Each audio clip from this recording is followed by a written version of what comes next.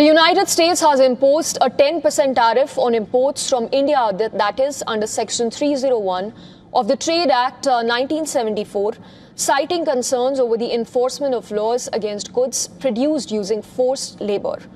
This move by the Trump administration is part of a broader trade action targeting as many as 60 economies.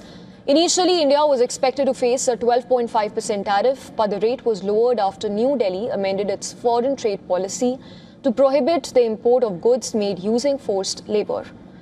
The US says that the tariffs are aimed at countries that have failed to effectively prevent forced labor from entering global supply chains. Unlike temporary trade measures, the Section 301 tariffs have no expiry date, making them a potentially long-term challenge for exporters. The tariff decision is backed by findings from the US administration regarding labor affairs, which identifies several Indian sectors where child labor or even bonded labor remain a concern. The report highlights rice mills, stone quarries and thread as well as yarn units in Tamil Nadu, citing ILO data that found more than 1,000 families working in bonded labor in rice mills in one district alone and nearly 500,000 quarry workers trapped in debt bondage. It also flags forced labor risks in products that include garments, tea, shrimp, footwear, carpets, fireworks, leather goods, glass bangles, sandstone and rubber gloves.